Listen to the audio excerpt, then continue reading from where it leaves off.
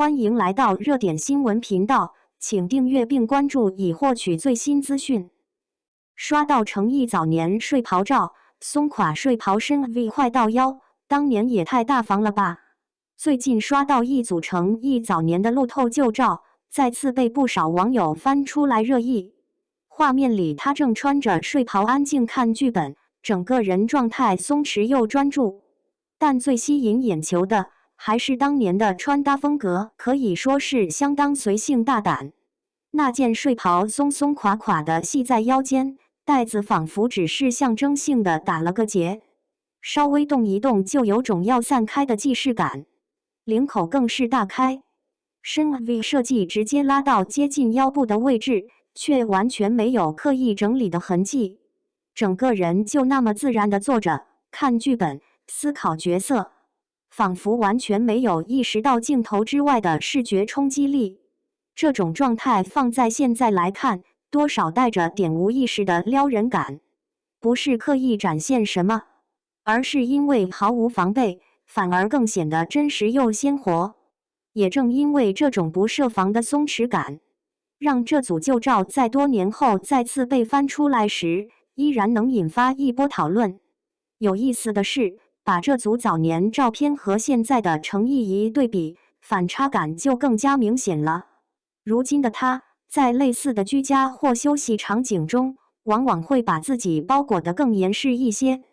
比如在睡袍里面再加一层内搭，整体风格明显更偏向保守与克制。这种变化其实也挺有迹可循的。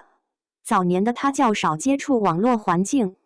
对粉丝文化的认知相对单一，更多是专注于作品本身。而随着关注度不断提升，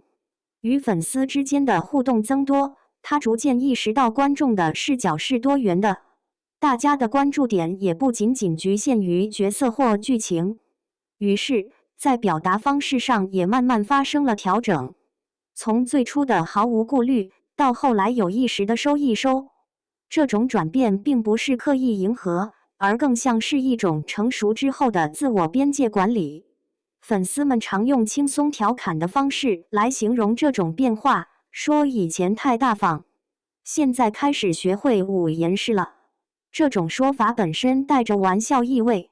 但背后其实也反映了一种双向认知的过程。演员在逐渐了解观众，观众也在不断重新认识演员。从另一个角度看，这种反差恰恰构成了诚毅个人魅力的一部分。一方面是早年那种不设防、带点青涩的自然状态，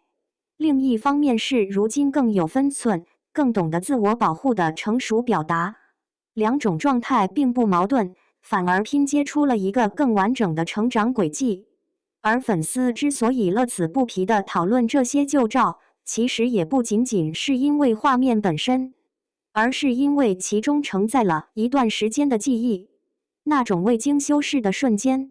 记录的是一个阶段的真实状态，也让人看到了它在不同阶段的变化与延续。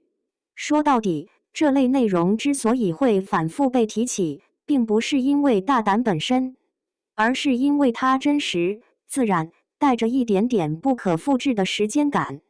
也正因如此，当这些画面再次被翻出来时，大家看到的不只是当年的穿搭，